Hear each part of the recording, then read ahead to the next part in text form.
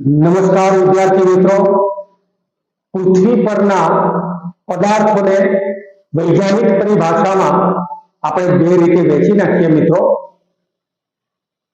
કેટલાક પદાર્થો જેને આપણે સજીવ તરીકે ઓળખીએ છીએ અને કેટલાક નિર્જીવ પદાર્થો છે. કેટલાક સજીવો છે કે જે ચોક્કસ ક્રિયાઓ કરે છે જેના આધારે આપણે એને કહી શકીએ કે તે સજીવ છે.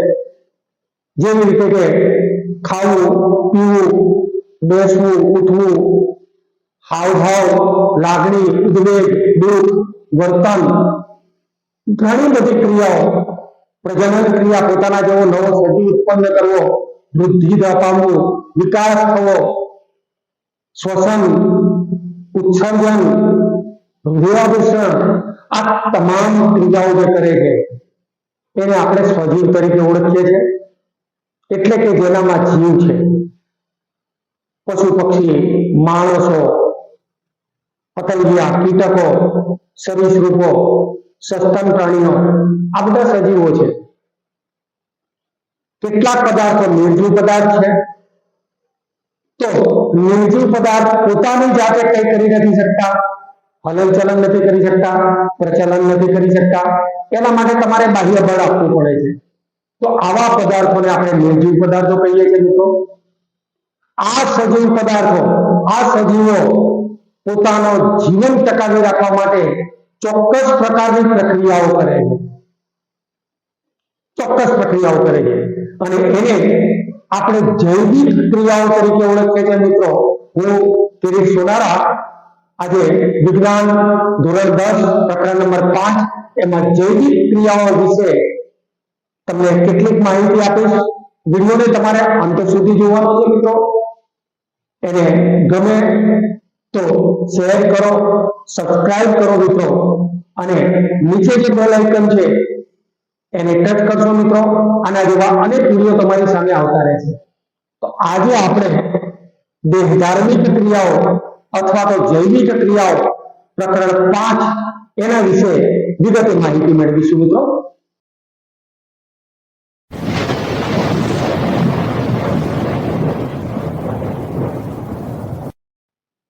મિત્રો, જૈવિક ક્રિયાઓ અને એના વિશેની આપણે જ્યારે ચર્ચા કરતા હોઈએ ત્યારે પ્રશ્ન અને ઉત્તરના સ્વરૂપે કેટલાક જવાબો આપણને આપેલા છે અને એની આપણે નોંધ કરતા જઈશું, સાથે સાથે લખતા પણ જઈશું અને સરસ એવી મજાની માહિતી અહીંયાથી મેળવતા જઈશું મિત્રો.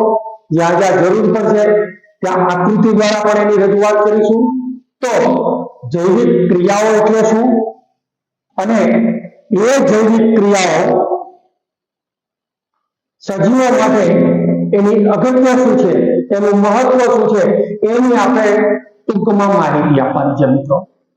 તો સૌ પ્રથમ બધા જ સજીવો દ્વારા કરવામાં આવતી મુખ્ય ક્રિયાઓ, દરેક સજીવ પોતાનું અસ્તિત્વ ટકાવી રાખવા માટે મુખ્ય ક્રિયાઓ કરે છે. તો બધા સજીવો દ્વારા કરવામાં આવતી મુખ્ય ક્રિયાઓ જે સજીવનું અસ્તિત્વ જાળવી રાખવા માટે જરૂરી છે તેને જૈવિક ક્રિયાઓ અથવા દેહધાર્મિક ક્રિયાઓ કહે છે મિત્રો.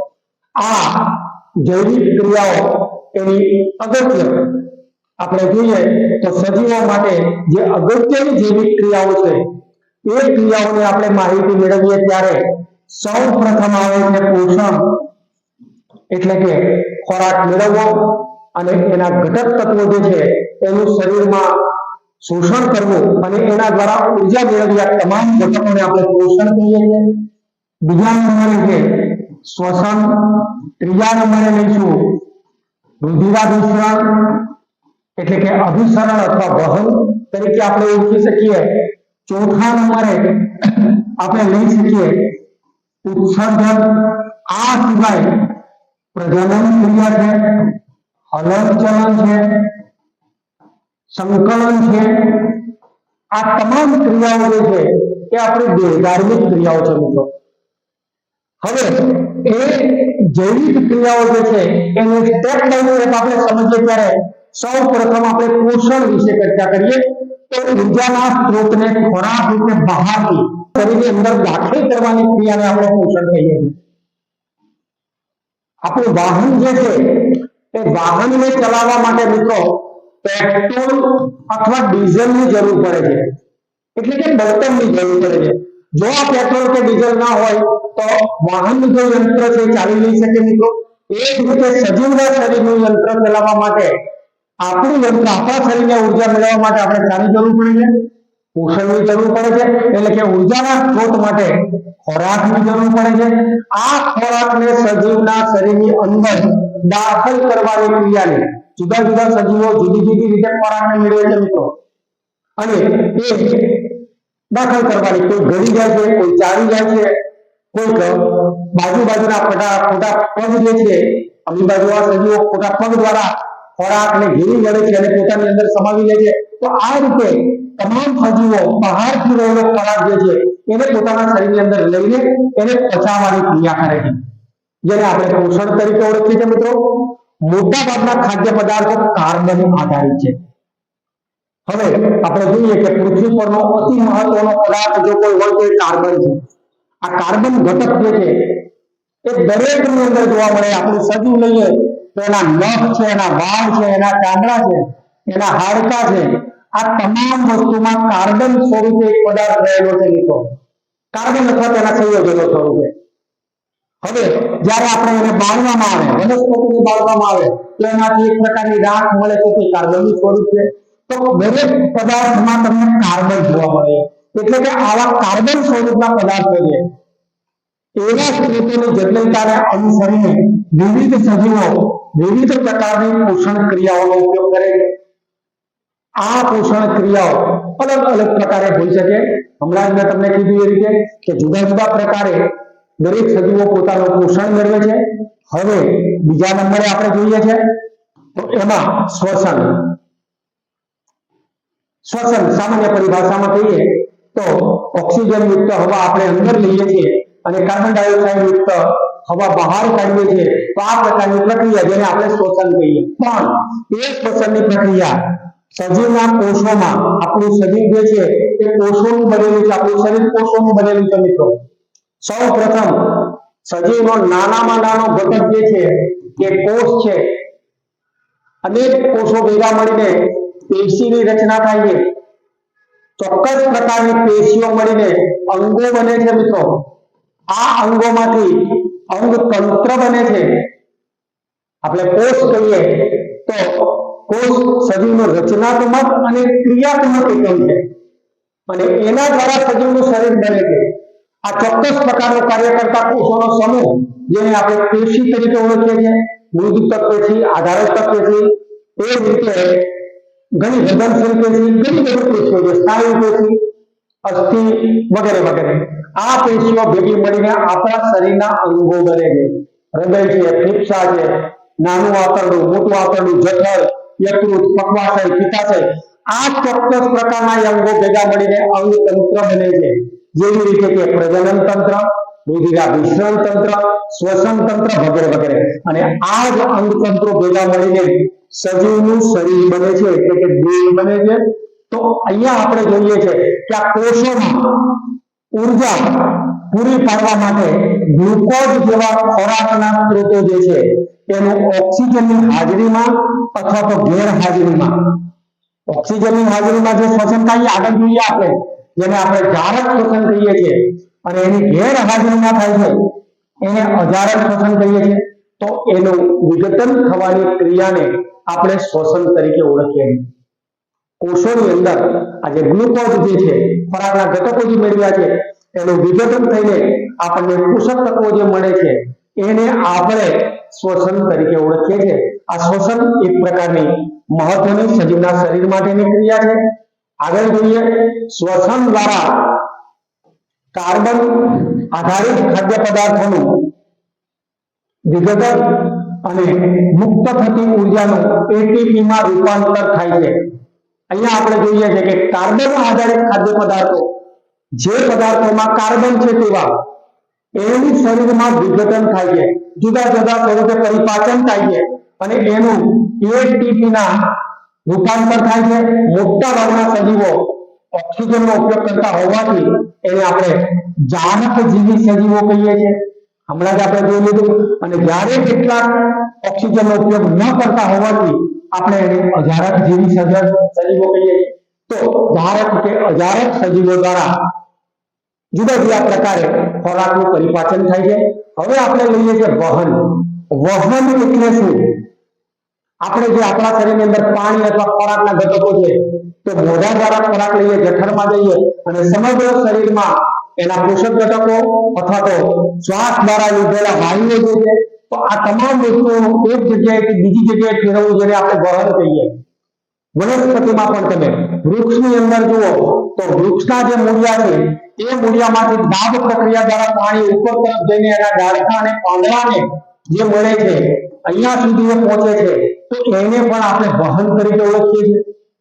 એ જ રીતે પર્ણો દ્વારા બનાવેલો જે ખોરાક છે, એ ખોરાક મૂળ સુધી પહોંચે છે અથવા તો વનસ્પતિના તમામ અંગોમાં પહોંચે છે, તો એને પણ આપણે વહન કહીએ.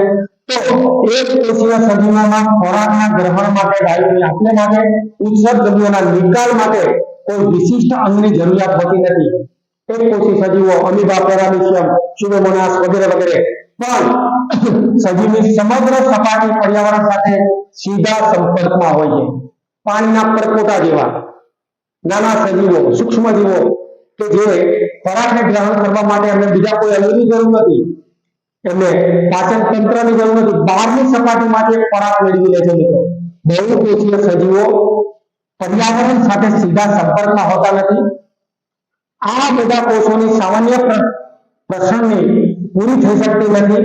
તેથી શરીરના બધા કોષો સુધી ખોરાક અને ઓક્સિજન લઈ જવા માટે, તેમજ બધા કોષોમાંથી એકત્ર થયેલા ઉત્સર્જનોને દૂર કરવા માટે ચોક્કસ પ્રકારના વહન તંત્રની જરૂર છે. મિત્રો, અહીંયા આપણે જોઈએ છે કે આપણે જે ખોરાકના ઘટકો લઈએ છીએ, એમાંથી મળેલા પોષક ઘટકો, એ ઉપરાંત ઓક્સિજન યુક્ત હવા, પાણી વગેરે વગેરે એક અંગમાંથી બીજા અંગમાં જે વહન કરવામાં આવે અને એ પ્રક્રિયા દરમિયાન ઉત્પન્ન થયેલો જે કચરો છે, એ ઘન કે પ્રવાહી કે વાયુ સ્વરૂપે હોઈ શકે. આ કચરાને બહાર કાઢવો, જેને આપણે ઉત્સર્જન કહીએ છીએ, તો એ ઉત્સર્જન દ્વારા જે કરવામાં આવે છે, એના માટેની ચોક્કસ એક પ્રકારનું તંત્ર છે, જેને આપણે વહન તંત્ર તરીકે ઓળખીએ છીએ, પરિવહન તંત્ર કહીએ છીએ, અથવા તો રુધિરનું વહન થાય તેને રુધિરાભિસરણ તંત્ર કહીએ છીએ. તો આ પ્રકારે બહુકોષી સજીવોમાં રચના હોય છે. આગળ જોઈએ છે ઉત્સર્જન. હવે ઉપરની ક્રિયાઓ દ્વારા નાઇટ્રોજન યુક્ત હાનિકારક પદાર્થો આપણા શરીરમાં કે કેટલાક પદાર્થો ઉત્પન્ન થાય છે. તમારા શરીરના તમામ અંગો જુઓ, આંખમાંથી કંઈક પદાર્થ બહાર નીકળે છે, કાનમાંથી કંઈક મેલ જેવો પદાર્થ પ્રવાહી બહાર નીકળે, નાકમાંથી શ્લેષ્મ બહાર નીકળે છે, ચામડીમાંથી પરસેવો બહાર નીકળે છે. તો એ જ રીતે આપણા શરીરમાં અન્ય માર્ગો દ્વારા, મળ માર્ગ દ્વારા મળ દૂર થાય છે, મળમૂત્ર દૂર થાય છે. આ તમામ વસ્તુઓને આપણે ઉત્સર્ગ કહીએ છીએ. એક કોષી સજીવો જે છે, પોતાના શરીરની સપાટી દ્વારા આ પ્રસરણની ક્રિયામાંથી ઉત્સર્ગ દ્રવ્યો દૂર કરે છે, જ્યારે બહુકોષી સજીવોમાં ઉત્સર્જન માટે પણ ખાસ પ્રકારની એક રચના હોય છે, અંગતંત્ર હોય છે, જેને આપણે ઉત્સર્જન તંત્ર તરીકે ઓળખીએ છીએ. મિત્રો, તો આ રીતે સજીવો માટે 4 ક્રિયાઓ આપણે જોઈ છે. સૌ પ્રથમની ક્રિયા છે પોષણ, બીજા નંબરની ક્રિયા છે શ્વસન, ત્રીજા નંબરની ક્રિયા છે વહન અને ચોથા નંબરની ક્રિયા છે ઉત્સર્જન. આ 4 ક્રિયાઓ જે છે એ સજીવના શરીર સાથે સંકળાયેલી મુખ્ય જૈવિક ક્રિયાઓ છે. મિત્રો, નેક્સ્ટ પેજ ઉપર આપણે જોઈએ છીએ ત્યારે મિત્રો આ પ્રશ્નને આપણે આ રીતે સમજીએ છીએ કે જૈવિક ક્રિયાઓ માટે કાચી સામગ્રી એટલે કે સજીવો જે ઉપયોગમાં લેવામાં આવે છે એ કાચી સામગ્રી વિશે ટૂંકમાં જણાવો. આવો પ્રશ્ન છે મિત્રો. જૈવિક ક્રિયાઓ માટે કાચી સામગ્રી વિશે ટૂંકમાં જણાવો. હવે અહીંયા આપણે જોઈએ કે બાહ્ય કાચી સામગ્રી જે છે એમાં કાર્બન ડાયોક્સાઇડ તમારે CO2 આ પ્રમાણે લખવાનું છે મિત્રો.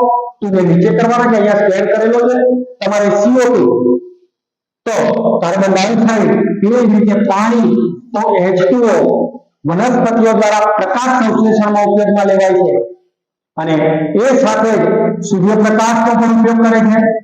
અને આ સૂર્યપ્રકાશ દ્વારા હરિત દ્રવ્ય કણ, જેને આપણે ક્લોરોફિલ કહીએ, એની મદદથી વનસ્પતિ એ પોતાનો ખોરાક બનાવે છે. કાર્બન આધારિત ખાદ્ય પદાર્થો, તો અહીંયા કાર્બન આધારિત ખાદ્ય સ્ત્રોતોની અંદર કાર્બોદિત પદાર્થો, પ્રોટીન છે વગેરે વગેરે, અને ઓક્સિજન વાયુ. તો જ્યારે સજીવો દ્વારા શ્વસનમાં ઓક્સિજન વાયુનો ઉપયોગ થાય છે, તો આ પ્રકારે બાહ્ય જે કાચી સામગ્રીઓ છે એના દ્વારા સજીવો પોતાનું અસ્તિત્વ ટકાવી રાખે છે. મિત્રો, હવે જીવન ટકાવી રાખવા માટે કઈ કઈ ક્રિયાઓ જરૂરી જણશો? તો સજીવનું શરીર ટકાવી રાખવા માટે, સજીવની દરેક ક્રિયાઓ કરવા માટે એની આ પ્રકારની ક્રિયાઓની આપણે નોંધ લઈશું. મિત્રો, તો એમાં પોષણ, શ્વસન, વહન, ઉત્સર્જન, વૃદ્ધિ અને આણ્વીય ગતિ, આપણા શરીરમાં જે અણુઓની ગતિ થાય છે તે આ તમામ ક્રિયાઓ જે છે એ સજીવો માટે જરૂરી છે. મિત્રો, નેક્સ્ટ, આપણા શરીરમાં ઉર્જા અને દ્રવ્યો બહારથી શા માટે જરૂરી છે અને તેમનો સ્ત્રોત કયો છે? તો હમણાં જ એક પદાર્થ એની અંદર આપણે જોઈ લીધું કે કાર્બન ડાયોક્સાઇડ છે, પાણી છે, કાર્બનિક દ્રવ્યો છે. તો આ તમામ વસ્તુઓ જે છે આપણે સજીવના શરીરમાં બહારથી દાખલ કરીએ છીએ. તો હવે અહીંયા જોઈએ આપણે એમનો સ્ત્રોત શા માટે જરૂરી છે. તો જ્યારે તમે કોઈ શારીરિક કામ કરતા હો, ચાલતા હો, સાયકલ ચલાવતા હો, કોઈ દ્રશ્ય સક્રિય પ્રવૃત્તિ કરતા હો, જ્યારે કોઈ પણ પ્રકારની પ્રવૃત્તિ કરતા હોઈએ ત્યારે આપણે ઉર્જાનો ઉપયોગ કરીએ છીએ. વસ્તુને ઉચકવા માટે, વસ્તુને ધકેલવા માટે, ચાલવા માટે, દોડવા માટે, રમવા માટે, ઇવન બોલવા માટે પણ આપણે ઉર્જાની જરૂર પડે છે, એટલે કે ઉર્જાનો ઉપયોગ કરે છે. જ્યારે કોઈ પ્રવૃત્તિ કરતા નથી તે સ્થિતિમાં પણ આપણા શરીરની પ્રવર્તમાન સ્થિતિને જાળવી રાખવા માટે પણ ઉર્જાની જરૂર છે. તમે સૂતેલા હો ત્યારે પણ શ્વસન ક્રિયા, પાચન ક્રિયા એ તો ચાલુ જ હોય છે. તો જ્યારે આપણે કોઈ કાર્ય નથી કરતા ત્યારે પણ આપણી ક્રિયાઓ ચાલુ હોય, જે અનૈચ્છિક અંગો દ્વારા, અનૈચ્છિક અંગો, હૃદય છે, ફેફસા છે વગેરે વગેરે, એના દ્વારા ક્રિયાઓ સતત ચાલતી રહે છે. એના માટે પણ ઉર્જાની જરૂર પડે છે. તો એ ઉર્જા માટે આપણને પોષક ઘટકો જરૂર છે અથવા તો બાહ્ય સ્ત્રોતો જરૂરી છે. હવે અહીંયા આપણે વૃદ્ધિ, વિકાસ, પ્રોટીન અને અન્ય દ્રવ્યોના સંશ્લેષણ માટે આપણા શરીરને બહારથી પદાર્થોની જરૂરિયાત હોય છે. સૌ પ્રથમ તો વૃદ્ધિ માટે તમે વનસ્પતિમાં ખાતર નાખશો તો એની વૃદ્ધિ થશે. બાળકને પૂરતું પોષણ આપવા માટે આપવામાં આવે તો એનો સપ્રમાણ વિકાસ થશે. તો વૃદ્ધિ અને વિકાસ માટે, સર્વાંગી વિકાસ માટે, એ જ રીતે પ્રોટીન અને અન્ય દ્રવ્યોના સંશ્લેષણ માટે, એના પરિપાચન માટે આપણા શરીરની અંદર બાહ્ય પદાર્થો આપવા જરૂરી હોય છે. મિત્રો, આપણો ખોરાક, આહાર આ ઉર્જાના દ્રવ્યનો મુખ્ય સ્ત્રોત છે.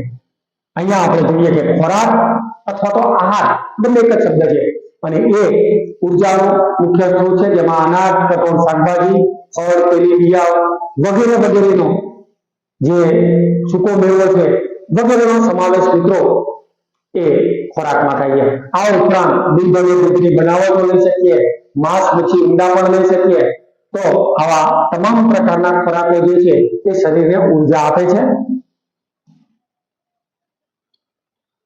સજીવો તેમનો ખોરાક કેવી રીતે પ્રાપ્ત કરે છે અથવા પોષણના આધારે સજીવોના મુખ્ય પ્રકાર જણાવો.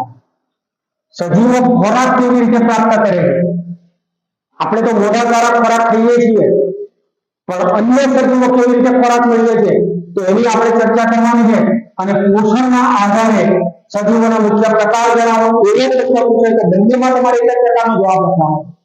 કે પોષણના બે પ્રકારો લેવા હોય તો એક સ્વયંપોષી અને બીજું છે વિષમપોષી.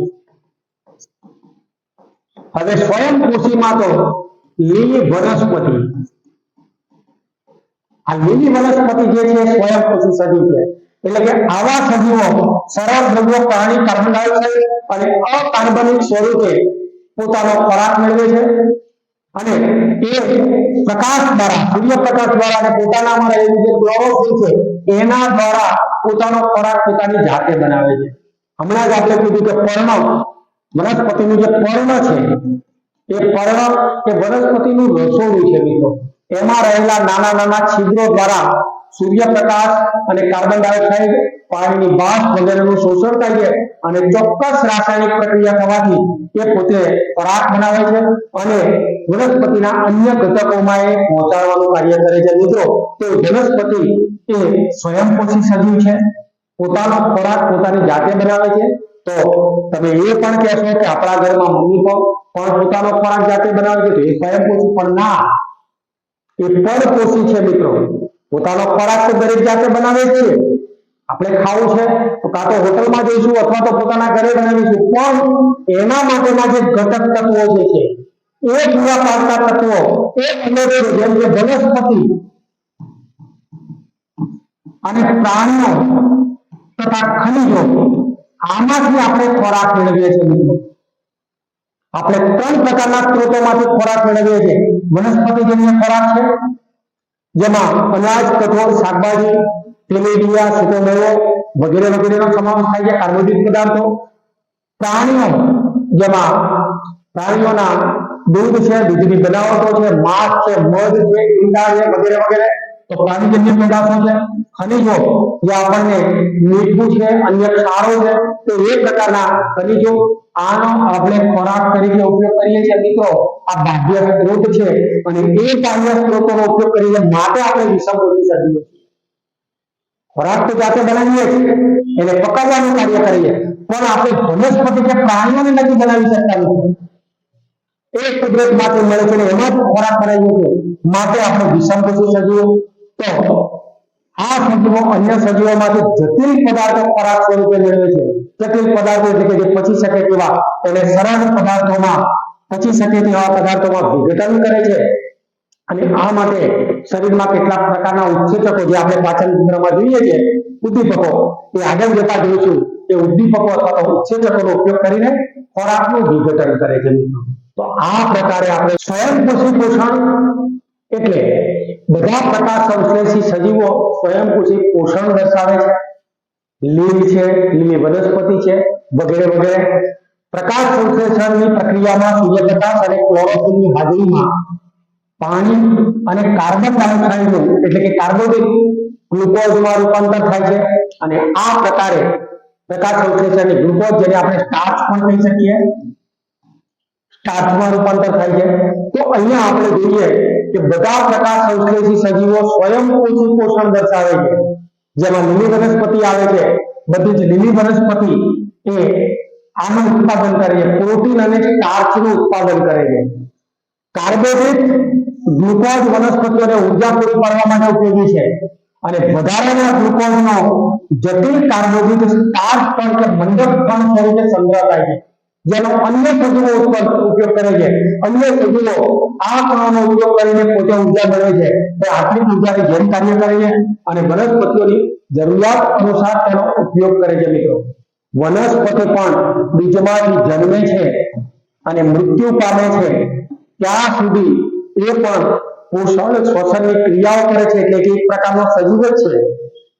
માત્ર એનામાં લાગણી નથી, એટલે કે એ બોલી નથી શકતું, વાણી વ્યક્ત નથી કરી શકતું, એ હલનચલન કરી શકે છે પણ પ્રચલન કરી નથી શકતું, એટલે કે કોઈ વનસ્પતિ એક જગ્યાએથી પોતાની મેળે બીજી જગ્યાએ ના જઈ શકે, હા એ હલનચલન કરી શકે છે.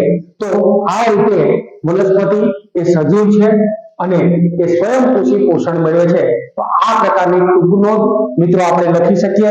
નેક્સ્ટ આપણે જોઈએ સજીવો તેમનો ખોરાક કેવી રીતે પ્રાપ્ત કરે છે અથવા પોષણના આધારે સજીવોના મુખ્ય પ્રકાર જણાવો, એ તો આપણે જોઈ લીધા છે મિત્રો. નેક્સ્ટ પ્રકાશ સંશ્લેષણ એટલે શું? પ્રકાશ સંશ્લેષણ એટલે શું? પ્રકાશ સંશ્લેષણનું સમીકરણ આપી આ ક્રિયામાં થતી ઘટનાઓ જણાવો.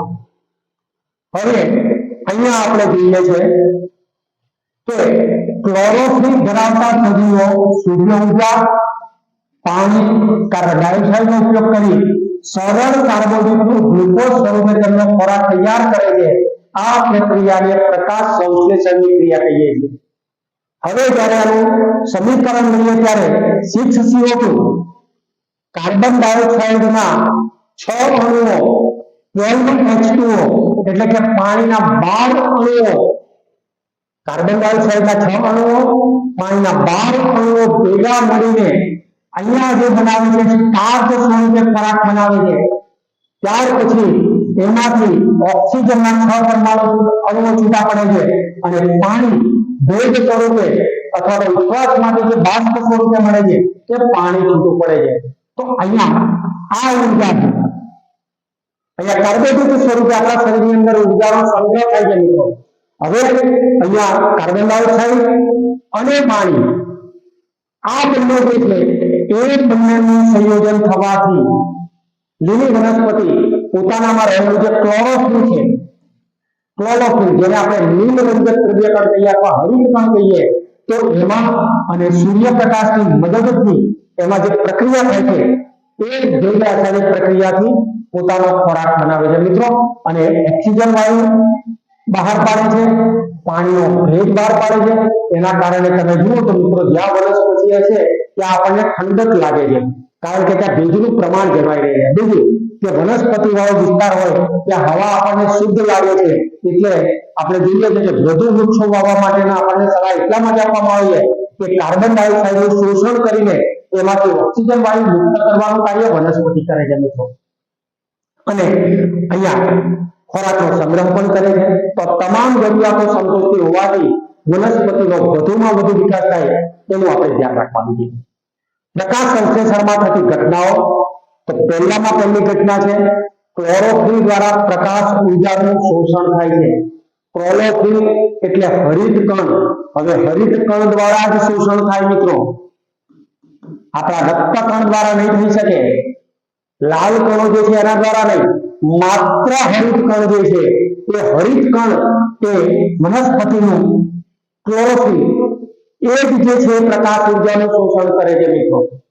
હવે અહીંયા આ ક્લોરોફિલ વનસ્પતિના પર્ણોમાં હોય છે ખાસ કરીને, પણ કેટલીક વનસ્પતિ એવી જે હોય છે કે જેના પ્રકાંડની અંદર પણ આ ક્લોરોફિલ જોવા મળે છે। દાખલા તરીકે થોર નામનો જે વનસ્પતિ છે થોર, આ થોરમાં એના પ્રકાંડની અંદર ક્લોરોફિલ હોય છે, એટલે પ્રકાંડ લીલા રંગનું હોય છે, તો એની અંદર પણ એ પ્રકાશ જે છે એનું શોષણ કરે છે મિત્રો। પ્રકાશ ઉર્જાનું રાસાયણિક ઉર્જામાં રૂપાંતર થાય છે। આ પ્રકાશ ઉર્જા જે છે એનું કાર્બન ડાયોક્સાઇડ અને પાણીની મદદથી રાસાયણિક ઉર્જામાં એક પ્રકારની રાસાયણિક પ્રક્રિયા કરી છે, તથા પાણીનું અને હાઇડ્રોજન અને ઓક્સિજનમાં વિઘટન થાય છે।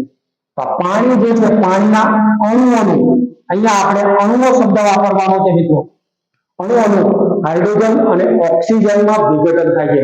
જે ઓક્સિજન વાયુ જે છે એ આપણા શ્વાસ માટે ઉપયોગી છે। તો પ્રકાશ સંશ્લેષણની ક્રિયા દરમિયાન પાણીની બહાર અને ઓક્સિજન વાયુ એ વાતાવરણમાં બહાર ફેંકાય છે। કાર્બન ડાયોક્સાઇડનું કાર્બોદિત અથવા તો ગ્લુકોઝ જેને આપણે સ્ટાર્ચ કહીએ એમાં રૂપાંતર થાય છે, ગ્લુકોઝમાં રૂપાંતર થાય છે। ગ્લુકોઝ એટલે શર્કરા, સાકર, ખાંડનું અણુસૂત્ર જ્યારે તમે મેળવશો મિત્રો તો C6H12O6 હશે, અને એ જે છે શર્કરા અથવા ટાર્ચનું અણુસૂત્ર છે મિત્રો, તો ગ્લુકોઝમાં રિડક્શન થાય છે। તો આ પ્રમાણે વનસ્પતિ પ્રકાશ સંશ્લેષણની ક્રિયા કરે છે મિત્રો। હવે વિષમપોષી સજીવો, જે સજીવો પોતાનો ખોરાક જાતે નથી મેળવી શકતા એવા સજીવોને આપણે વિષમપોષી સજીવો કહીએ। એ અન્ય સજીવો પર આધાર રાખે છે, અને અન્ય સજીવો પર આધાર રાખે છે એની અંદર આપણે જોઈએ ત્યારે એને સામાન્ય પરિભાષામાં તમે તૃણાહારી પ્રાણીઓ કહી શકો, માંસાહારી પ્રાણીઓ કહી શકો, મિશ્રાહારી પ્રાણીઓ કહી શકો, અને દ્વિઘટકો પણ કહી શકો। આ જુદા જુદા પ્રકારના સજીવો છે મિત્રો, અને એ સજીવો પોતાની રીતે પોતાનો ખોરાક મેળવે છે। કેટલાક સજીવો તૃણાહારી પ્રાણીઓ વનસ્પતિને સીધો જ ઉપયોગ કરે છે અને ખોરાક મેળવે છે। માંસાહારી પ્રાણીઓ, તો આ જે તૃણાહારી પ્રાણીઓ છે એનો ખોરાક તરીકે ઉપયોગ કરે છે, એમનો શિકાર કરીને। આ બંનેનો જે ખોરાક તરીકે ઉપયોગ કરે છે જેને આપણે મિશ્રાહારી પ્રાણીઓ કહીએ, કૂતરું છે, બિલાડી છે, ઇવન માણસ છે તે મિશ્રાહારી પ્રાણી છે। અને એ જ્યારે મૃત્યુ પામે ત્યારે એનું સરળ ઘટકોમાં વિઘટન કરીને ખોરાક મેળવે છે, જેને આપણે વિઘટકો કહીએ છીએ મિત્રો, બેક્ટેરિયા ખાસ પ્રકારના। તો આ પ્રકારે જુદા જુદા પ્રકારે ખોરાક મેળવે છે। હવે અહીંયા આપણે જોઈશું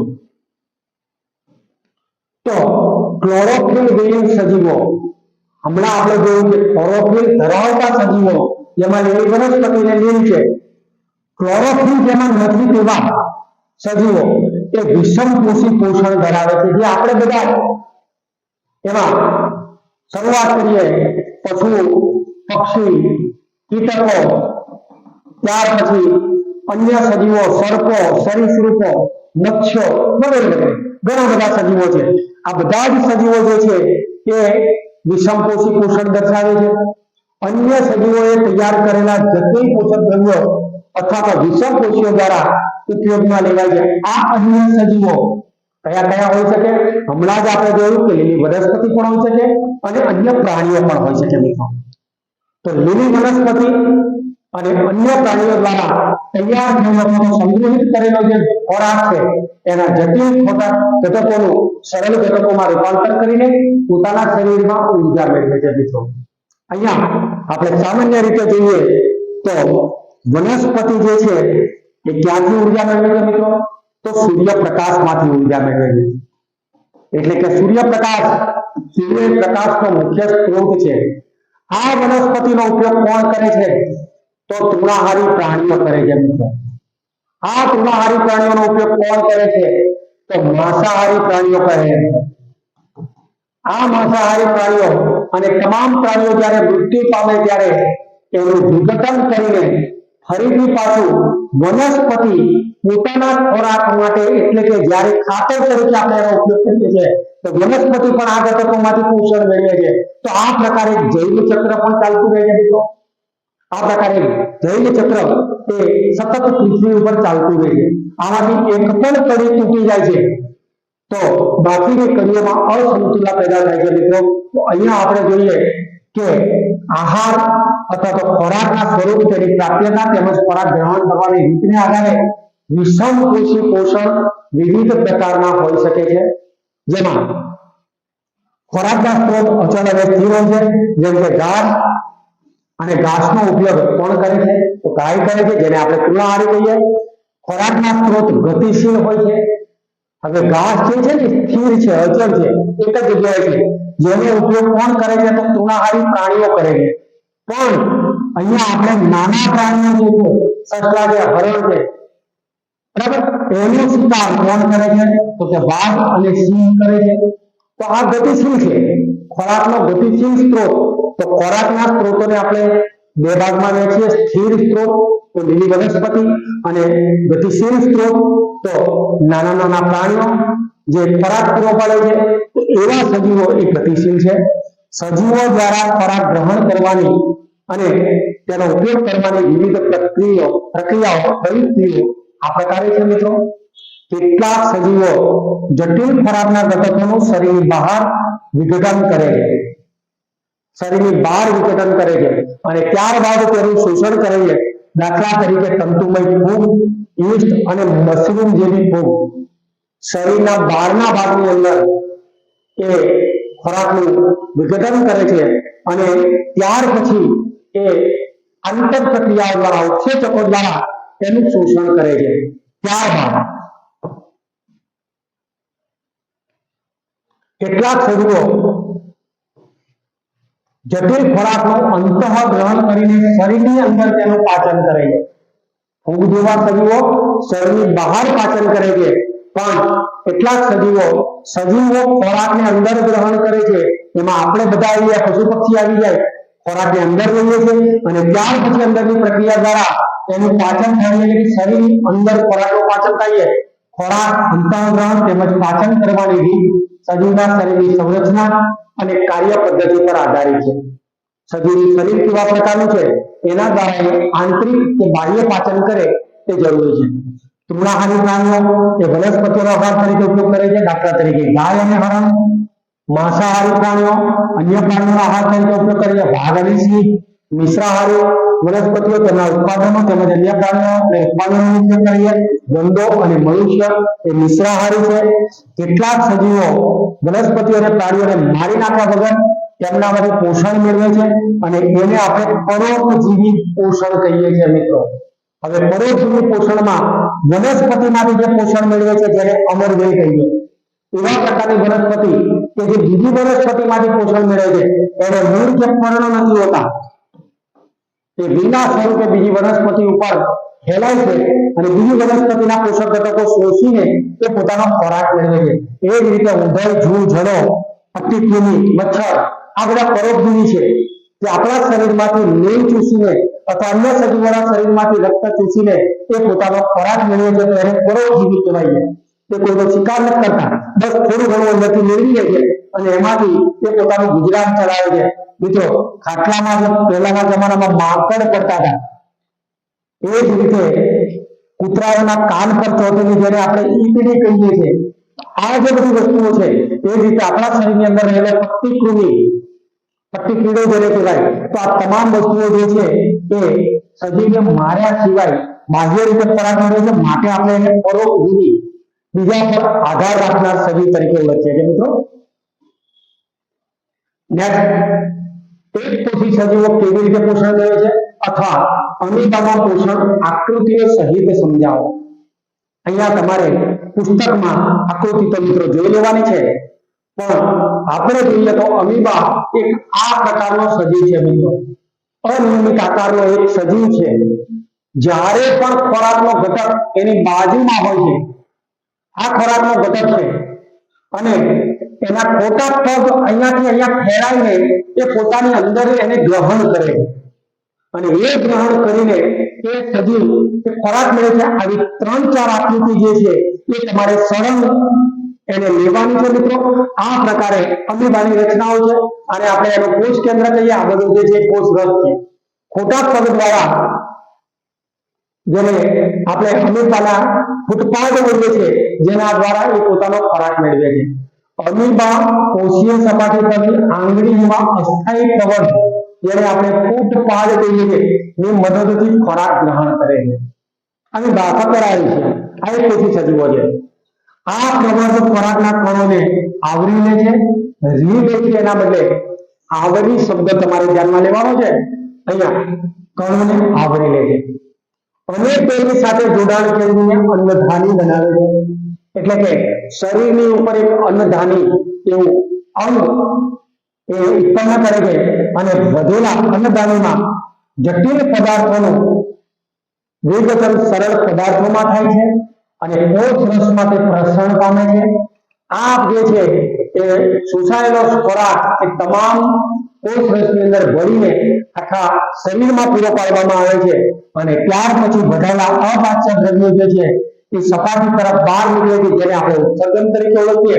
તો આ પ્રકારે અમીબાની જે છે ખોરાક મેળવવાની ક્રિયા એવી એક કોષી સજીવો પોતાના આ પ્રકારની શારીરિક રચના દ્વારા ખોરાક મેળવે છે. મિત્રો, હવે પેરામીશિયમ જે છે મિત્રો, એ પેરામીશિયમમાં આપણે આગળ જઈએ ત્યારે પેરામીશિયમ કોષનો નિશ્ચિત આકાર ધરાવતું એક કોષી સજીવ છે, જેનો આકાર મિત્રો આપણા સ્લીપર જેવો છે, આ પ્રકારનો.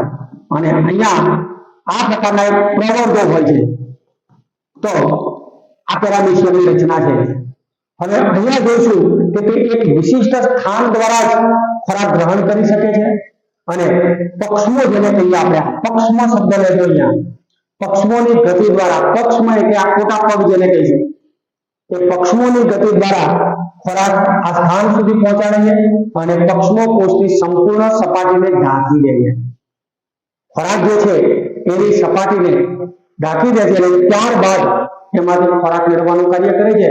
તો મિત્રો, આ પ્રકારે સજીવો ખોરાક મેળવે છે. આગળ ઉપરાંત વિભાગ નંબર 2 માં આપણે જોઈશું કે મનુષ્ય કેવી રીતે પરિપાચન કરે છે અથવા તો આપણા શરીરમાં ખોરાકનું પાચન કેવી રીતે થાય છે મિત્રો, એ આગળના વિડીયોની અંદર આપણે જોઈશું. અને આવા અનેક વિડીયો સાથે મિત્રો આપણે વારંવાર મળતા રહીશું. વિડીયોને તમારે જોતા રહેવાનું છે. ફરીથી એકવાર બેલ આઇકનને તમે દબાવવાનું ભૂલતા નહીં મિત્રો, કારણ કે તો જ તમને આપણા નવા વિડીયો મળતા રહેશે. નહીં તો તમે આવા મહામૂલા વિડીયો, અતિ મહત્વના વિડીયો નહીં મેળવી શકો, ઘેર બેઠા અભ્યાસ નહીં કરી શકો મિત્રો. તો ફરીથી આપણે મળીએ.